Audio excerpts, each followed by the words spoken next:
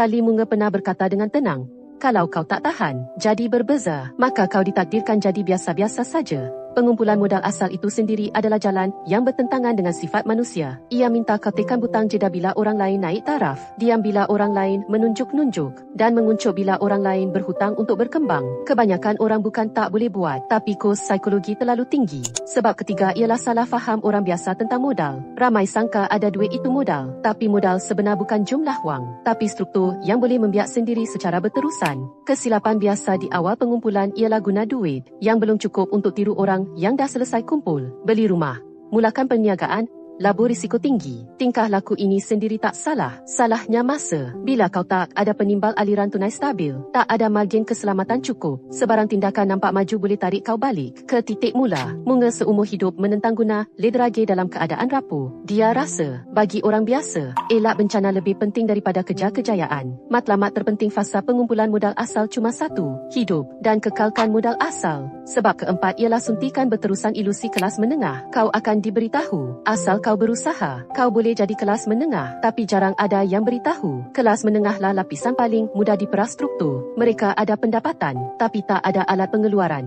Ada asid, tapi berhutang tinggi. Ada kemahiran, tapi boleh susut nilai bila-bila masa. Mereka nampak berdiri di tengah, tapi sebenarnya dipera dari atas dan bawah. Satu kitaran turun naik cukup hapuskan pengumpulan bertahun. Ini bukan pesimis, tapi realiti. Akhirnya, dan yang paling asas, pengumpulan modal asal pada dasarnya tindakan anti-sistem. Ia minta kau kurang berbelanja, kurang berhutang, lambat berkembang, rendah keinginan, tapi seluruh sistem masyarakat bergantung pada penggunaan tinggi, pusingan tinggi, hutang tinggi.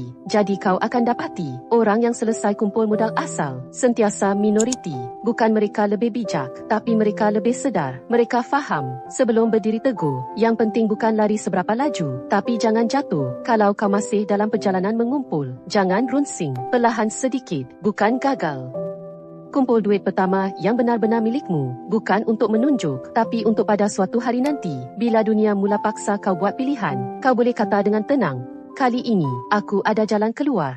Charlie Munger pernah berkata dengan tenang, kalau kau tak tahan, jadi berbeza, maka kau ditakdirkan jadi biasa-biasa saja. Pengumpulan modal asal itu sendiri adalah jalan yang bertentangan dengan sifat manusia. Ia minta kau tekan butang jeda bila orang lain naik taraf, diam bila orang lain menunjuk-nunjuk, dan menguncup bila orang lain berhutang untuk berkembang. Kebanyakan orang bukan tak boleh buat, tapi kos psikologi terlalu tinggi. Sebab ketiga ialah salah faham orang biasa tentang modal. Ramai sangka ada duit itu modal, tapi modal sebenar bukan jumlah wang, tapi struktur yang boleh membiak sendiri secara berterusan. Kesilapan biasa di awal pengumpulan ialah guna duit yang belum cukup untuk tiru orang yang dah selesai kumpul.